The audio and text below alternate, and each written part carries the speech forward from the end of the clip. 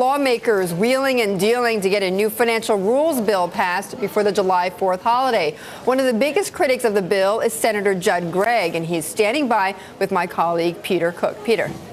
Betty, thanks very much. Joined by Republican Senator Gregg of New Hampshire, member of the Banking Committee, the ranking member on the Budget Committee, a critic of what's coming out of this conference report with regard to regulatory reform, and now an even bigger critic after what they did last night, the Democrats, in terms of how they pay for this legislation. You oppose what they do. In fact, I've seen you animated, but last night I've seen you about as angry as I've ever seen you.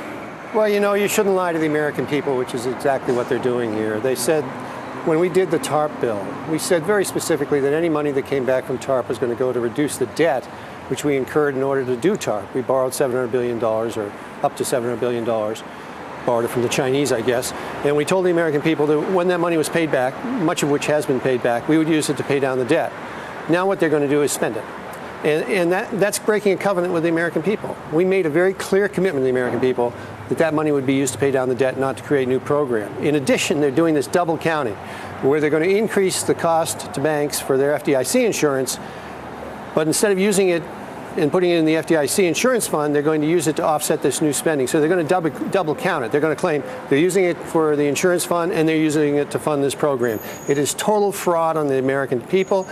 Honestly, if you did this in the private sector, you'd go to jail. You could not do this in the private sector. You heard the response from Democrats. They are reluctantly doing this. They prefer to tax big banks like Goldman, J.P. Morgan, to foot the bill for this regulatory reform effort, $20 billion roughly. But they're doing this to try and reach out to some of the moderate Senate Republicans, some of your colleagues who have expressed support for the legislation, but said they couldn't support a bank tax. What do you make of that? This is an effort to try and reach out to some of your colleagues. Oh, I just think that's hokum. I mean, basically, if they wanted to do this, they didn't have to do either of those. They didn't have to lie to the American people by misusing the TARP's funds. They didn't have to double count by misusing the FDIC funds, and they didn't have to raise taxes. They could have cut their stimulus money, which is being spent in 2015, 2016, 2017, 2018. I proposed that in the committee. I said, pay for this by reducing the stimulus funding in the out years, which is not going to be used for stimulus because it's basically being used for walking around money for various spending programs that members of the Congress want,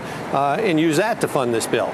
So let's set priorities. That's what we should be doing around here. We shouldn't be adding to the tax burden of the American people, and we shouldn't be adding to the debt of the American people. We should be, if we want to spend money here, we should take it from some other place in the federal government. We got $3.8 trillion we're spending. We can find $18 billion.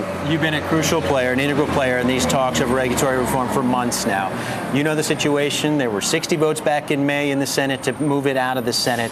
What is the status now? Of course, Senator Byrd's death has raised a complication for Democrats. You have these 4 Republicans who voted for it the last time. What's going to happen to Scott Brown, Olympia Snowe, Susan Collins, and Chuck Grassley? Are they going to be on board with the Democrats at the end of the day? Well, I don't know. You'll have to ask them. I guess there are a couple of Democrats who voted against it who might vote for it. Maybe there are a couple of Republicans who voted for it who might vote against it. We'll find out when we get to the final count, I suspect. Do you think there's a chance you can still blow this up? No.